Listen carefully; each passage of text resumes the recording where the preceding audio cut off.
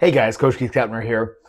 I've been putting in super long days this week, so I'm getting this in late at night to get a fight study, but I want to make sure I keep on serving this awesome community. So if you don't mind, give me a like, give me a subscribe, comment below, share it with someone you think might benefit, give me a super thanks, whatever it is, join level 2.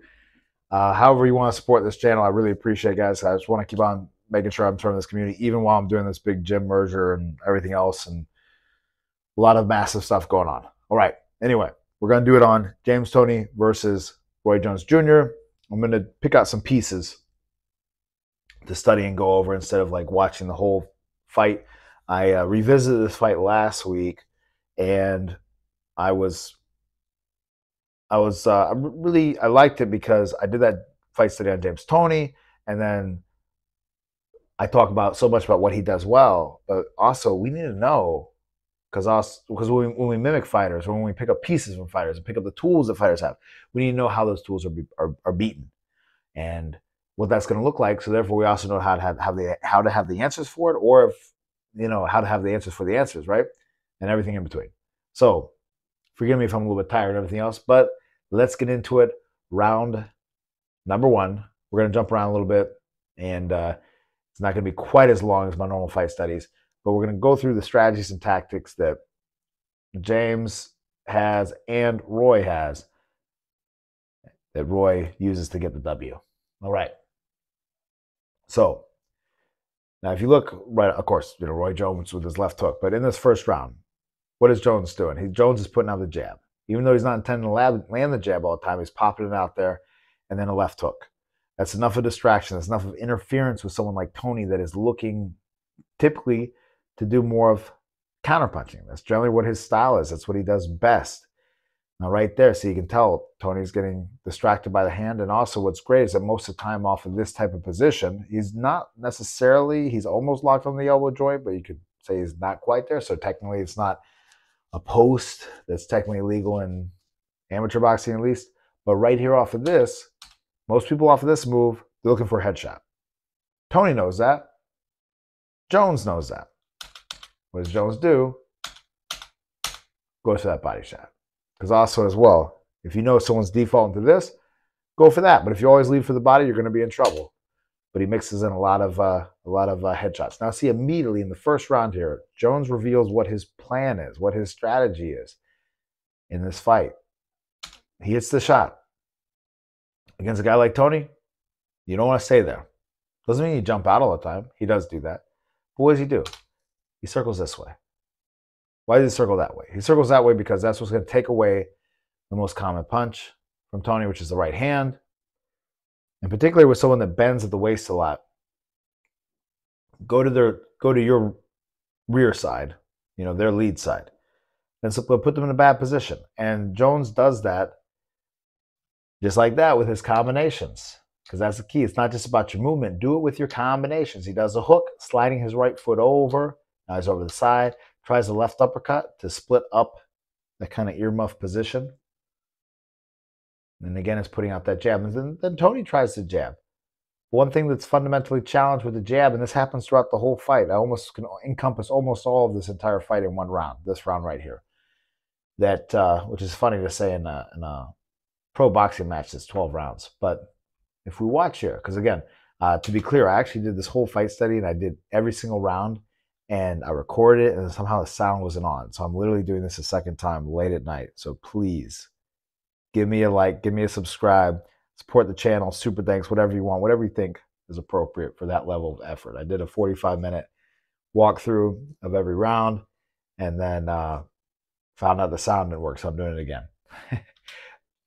So I'm fresh watching this fight for the second time, and I've watched the fight probably in totality 5 times in the past week and a half. Toney comes in with the double jab, boom, boom, like you should against Roy, like you should against somebody that's that mobile. Because why are you going to jab? Because the jab is the fastest punch, it's the most mobile punch, it's also the least committed punch. Also, going to shut down something that Jones starts doing in a little bit. But what does he do, though, after that double jab?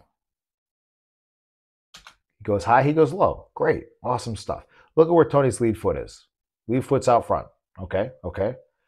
But look where lead foot goes. It goes back. Goes back. He's not bringing the back foot with him. Leads him throughout this entire fight in a position where Jones can be kind of safe after the double jab a lot of the time. And Toney can't get his good offense off of that double jab or triple jab or however many jabs you might have to do against someone like Jones. Beautiful by Jones. Jones is creeping a little bit close to the corner right here. What does Jones do? He goes with the left hook. A lot of times people off the left hook go to the left. No, he goes left hook. And then he uses that to maneuver himself around, does another left hook again, and then makes space, get out. And again, look at that. Oh, beautiful little piece right here. Does it once, shoots the right hand, steps around, gets it together, little left hand shot. So think about how often you, maybe when you fight or spar or whatever, you do a move that your coach tells you to do. You do it one time. Then, literally right after that, it works. You do it a second time. Now, within this round 2, we need to talk about. That was good by Toney. But now, okay, so now Jones does what Jones does throughout this entire fight. He does this type of clinch where he's controlling the head, wrapping around the head a little bit. From this position, that is where it would be very beneficial. I was actually talking about this with a guy with a lot of Muay Thai experience and everything else, coach. The position here, putting the head into your guy, not bumping, but pushing it up, controlling their head with your head, and putting your hips in there to take off leverage off of their anything they're doing, off of their hold. That's something as well as that, again, no matter what sport you're in, but definitely in boxing, you need to know how to deal when guys are pushing the boundaries. Okay, so this happens a lot in this fight. Jones shoots the 1-2. Toney does the classic roll with the shoulder. Beautiful move. Jones is a sucker right now for the right hand. Wouldn't you agree, right? You already saw it not happen, but wouldn't you agree? If you saw this right now and you saw the build up to this, you're like, okay, beautiful right hand counter coming, right? What does Jones do? He falls in enough with that right hand. Now, funny enough, I say that. Falls in enough with that right hand. We don't want to train falling with the right hand typically, especially whatever level you are. Remember, what base did Jones build? Jones boxed amateur and in the Olympics. Watch how he boxed there. There were pieces of this stuff, but it was mainly fairly orthodox. Sure, it was Roy Jones, but it was orthodox. That's the base he built. If you don't believe me, I asked him myself when I shared a locker room next to him a year ago. And I told him, I was like, hey, Roy, I tell my guys all the time, don't necessarily watch him as a pro, meaning, watching and mimicking. Watch him as an amateur, if that's what level you are, right? If you're not a pro at his level in this fight, let's not watch those things. Let's watch the base that he built. And he's like, you're exactly right, Keith.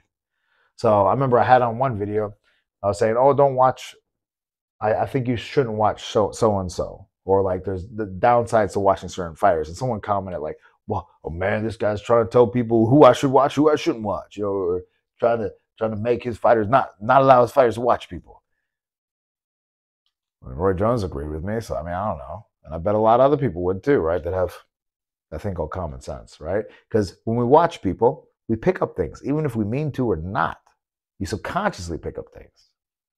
Anyway, falls in, and it actually works to his benefit strategically, takes away the right hand, but then also, as he falls in, that left hand kind of gets in the way of the attempt of the right hand counter. And then not only that, he gets the little left hook as he tries to go around. Now, Toney gets the left hook off of that one, which he doesn't get a lot more. But again, right there, he got the left hand in position enough that it didn't actually block the shot, but it kind of controlled the shot on the arm portion. Then got a little left hook, and Toney got a little left hook as well. That's one of the dangers, because Jones does great movement with the punches and everything else. And, he hops with his punches. And that's something that typically I'm not going to train a guy to do. But if they're doing it strategically and doing it at the right times, like, it's great. It's great. When you learn how to, quote unquote, sit down on their punches and whatnot. But being mobile with these punches like this is very, very good, specifically against someone with a style like James Toney. And again, see, there we go again. Falling with the 1-2 in. boom, boom. But that fall is used to almost run into the body, takes away the right hand counter from someone that's stationary, that's not going to do a little quick step back, and allows you to kind of bounce and slide around to your rear side, their lead side. All right. But anyway, so it's talking about being up high, right?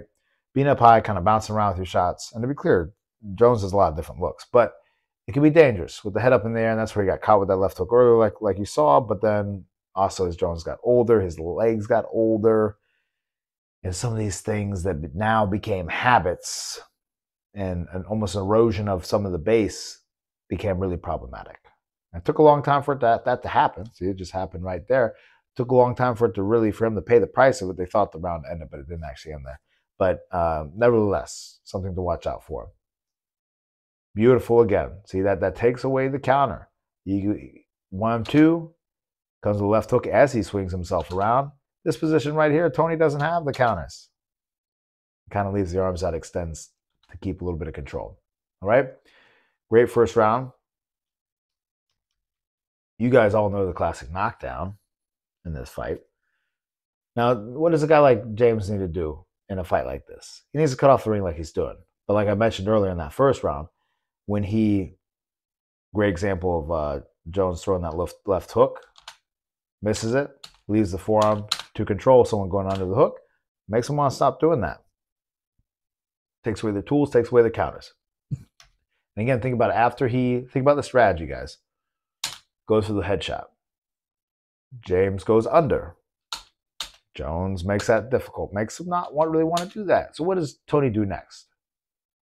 Jones goes to throw, Toney goes hands up, doesn't drop low, gets the body, right? And then skips out a little bit. Gets out of town so he can't get in trouble. How often do you throw your punches and stay there, wait for the guy to throw back at you, right?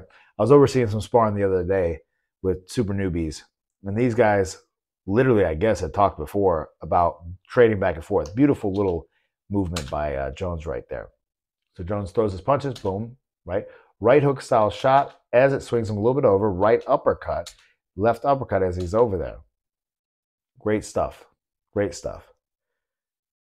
And goes for the body. Love it. So anyway, they literally were trading off back and forth. Like, okay, you go, I go, you go, I go. And I was noticing what's happening. It's a beginner thing that newbies do. Beautiful combination here. Arm extended, goes back, does a left hook as he goes back off of the miss of the big right. It's a great counter. Boom. Toney goes under to try to avoid punches. Beautiful follow-up after a left hook. Not according to some people, but according to most folks. Because a lot of things are conditional or situational. Boom. Gets a little nice right uppercut. Anyway, it was funny because when they were sparring, I heard them actually say, "Oh, it's your turn," to the other guy. I was like, "Yeah, you guys got to stop that because that is it's a rookie habit. The best time to throw is actually when someone else is throwing. That's when they're open. That's when you're going to land the sweetest shots. And also, that's the type of person that I don't want to box, right? I want to box the guy that when I throw, he doesn't do anything, and I get to lay on him like a punching bag. And then when I'm done, I can just move the hell away because that's when he's trying to do what he's doing. Now, throughout this entire fight, this might not be the best example of it, but it's a decent example. Think about how many looks Jones goes into. He drops super deep. He does that later. He goes into like a super basic boxing stance, traditional quote boxing stance. There he has the lead low, whatever, but super just both hands up, low, whatever stance. He's given these different looks, which again, it's just all the little nuances that create more disruption, right? He has lead arm out there playing interference, and you can tell Toney is reacting to it. Now, that's what you do with that, is you do those jabs like that, and you don't smother yourself like Toney's doing. And see, that time, he brings the back foot, and he's there in a position. He doesn't need to raise up like that. Toney does. He doesn't need to raise up like that. He doesn't need to go deep either, but he just needs to keep his stance.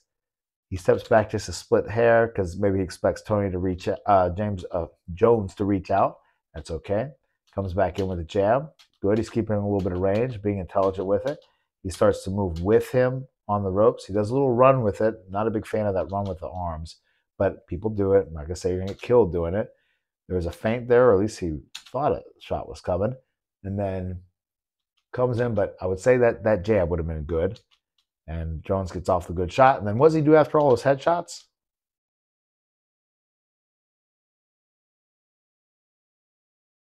Body shot. All right. Putting the pieces together. All right. So, sorry for not going through piece by piece by piece, but it is super late right now. And because as you see, we have a lot of the same scenarios playing out throughout this fight.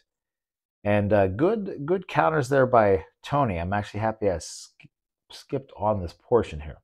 Now, Toney's actually nice counter there by Toney. Let's see here. So, Jones goes for the right hand. Jones, you could say, overstayed his welcome. Man, it's so fast with the film. I think that shot landed. And Roy comes back with a shot. Toney tries to lean out.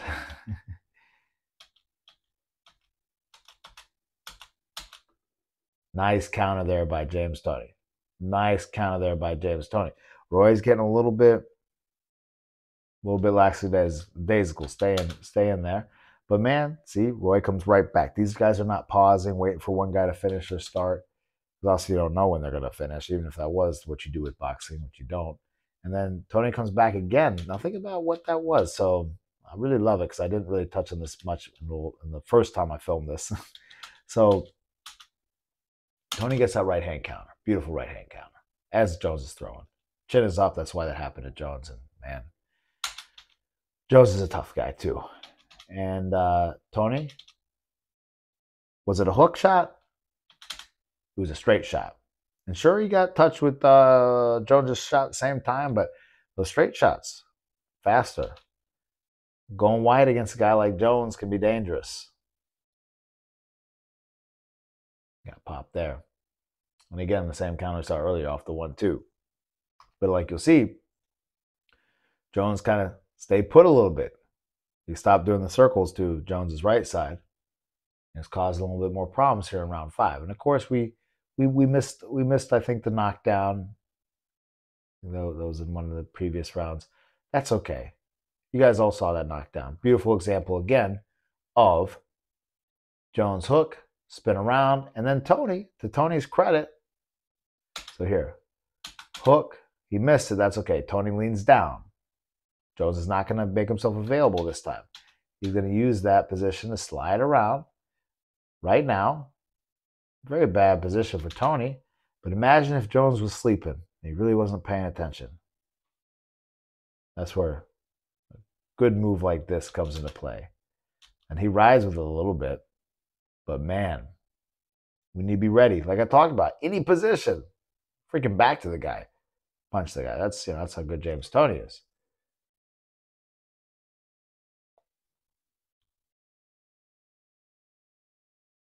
And remember, the more wide that Jones would go with that hook, if he went too wide, took too much time. You can say he's throwing it from downstairs. Yes. But the more time he would take on it, the more likely that right hand would catch him, right? So if he delayed too much with it, if he took too much time between it, if he loaded up too much with it, that's where that right hand counter comes right on the inside of it.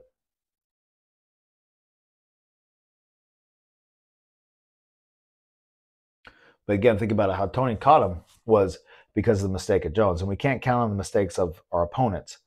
So therefore, again, going back to what I talked about earlier, the jab is the key, keeping range. The jab is literally a pull in between you and the other guy that's going to shut down what Jones does to shut Toney down when Toney gets close. He's not letting Toney work there. You could say maybe Jones' defense on the inside isn't as good as it could be. That's the place to beat Jones. But if we let Jones hold us like this, then it's going to cause us some challenges. All right. One thing with Toney as well is that with his style, when you have a close fight, oh, let's see, man, Jones, that's what I love. Jones gets the last shot on that little sequence. Boom. Makes it certain who's getting that exchange. Shoots the right hand, skips out of town again. But one thing with Toney, sometimes the downside to this type of defense that Toney has, right? A lot of great stuff. It's excellent stuff. But sometimes you'll see you're not sure if a shot that Jones throws at Toney hit Toney or didn't, right? Because he kind of rolls with it, rides with it sometimes.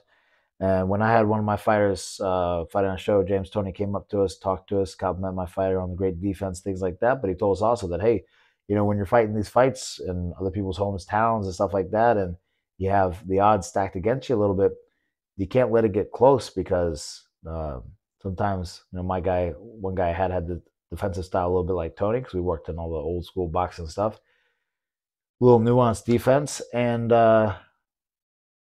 yeah, he said you got to make sure it's clear that the punch is not landing.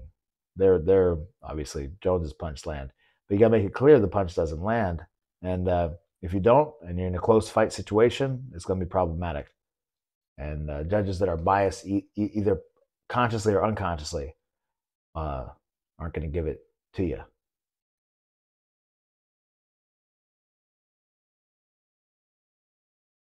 They coming in wide. That's not what we necessarily need to do against Roy Jones Jr.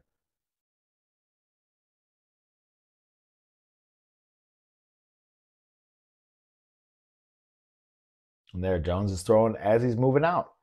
That's a great way to make sure that you finish. It's a great way to ensure that you have the last punch. Throw while you move out. All right. Now we're going to jump ahead a little bit. Forgive me, but it's super late. And as well, multiple left hooks. You'll see a lot of the nuances of this fight don't change too much. That was a good counter. So again, it's like when Jones doesn't do the turn, Toney almost makes him pay. I don't think he quite got that one. But that's why he's a little frustrated. And when Jones does the movement to his right side, he doesn't pay. Now, Toney here, you got him in the corner, but Jones has that control of the head. And that's where that little step back by Toney, just very little with jabs, would be beneficial. So get in with the jab, keep the range of the jab. You get a little too close, take a little half step back to maintain range, but you got to make sure you bring both feet with you. Let your shots off, stick to more straight shots. Keep your hooks very compact and very tight to make sure they land. Round number 12. This is a great round of this fight. Now here we go back to the same nuances of round number 1. Now Toney starts to put out the left hand a little bit more. Jones is putting out the left hand. Now Toney's starting to put it out, so now it's different. I feel like James coulda, shoulda, woulda, right? Put out the left hand a little bit more in the beginning. And right here, let's see. See that jab by both men are playing interference at this high level. Very important.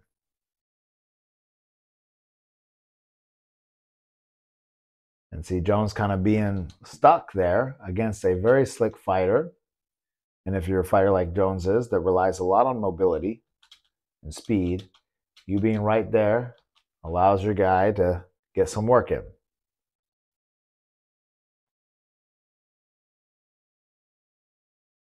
Yep, so you got that right hand circled around and therefore nullified. At least in that instance, in a lot of instances, most of what James Toney has in this fight. Excuse me, not what he has, but what he's exhibiting in this fight. Now, there's a great example of what that double jab can do to someone. Now, you might be saying, man, Coach Keith, like he doesn't even really land the jab, so what are you saying? What does it do? Jones isn't doing his counters. Jones kind of discombobulated. So if we cut off Jones off to the left side with some more jabs, it's going to keep him discombobulated. It's like sand in the face, sand in the eyes. Right? Great combination by Roy Jones Jr. right there. And that's what Jones is doing in a sense with sand in the eyes type concept with that lead hand with the little half kind of pokey jabs. And still doing the job.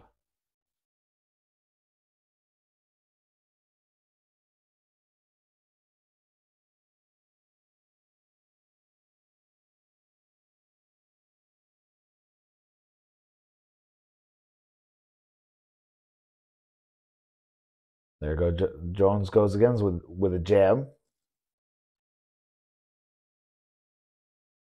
3-1, right? Or 3 extending the arm. Does left hook, extends the arm to control, and Toney is left trying to avoid the shots.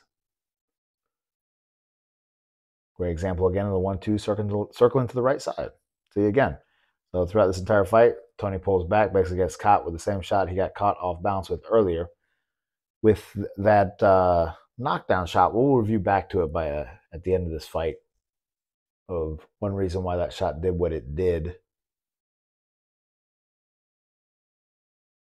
That classic, the posing, and then Jones has his left hook lead and drops Toney in that round. Here we are, 30 seconds left of the 12th.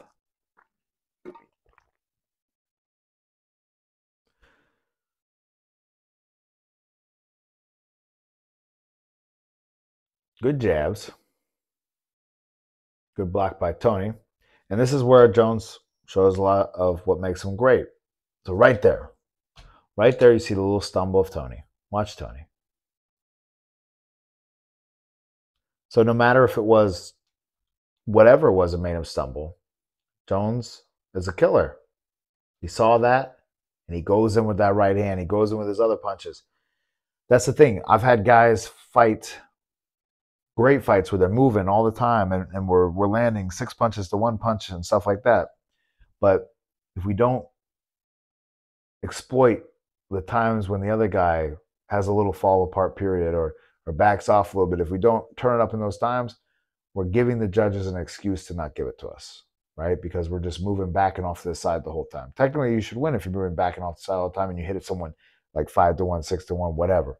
But you ensure your victory more. You take it more out of the hands of subjectivity if you do stuff like this. And also, it's an opportunity that if Toney was actually hurt, which Jones realizes in a little bit, then you would get him out of there, right?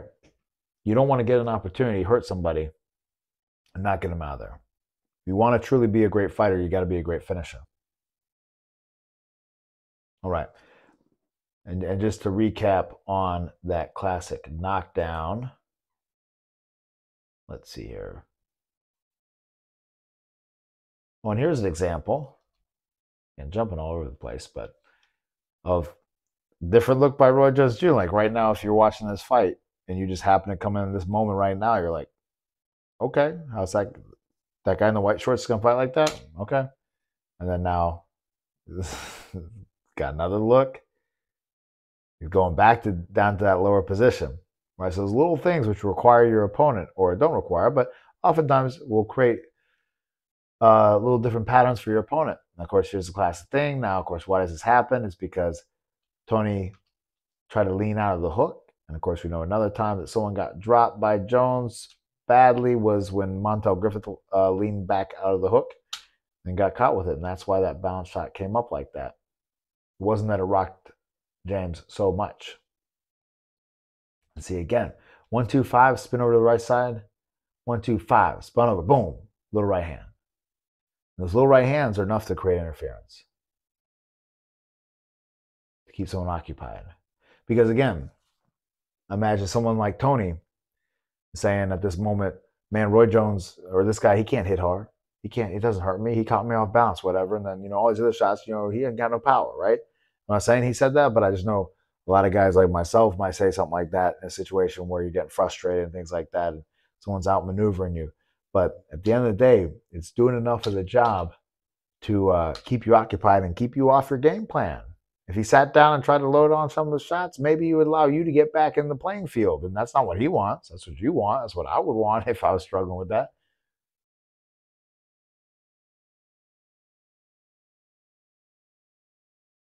Great fight. Great fight.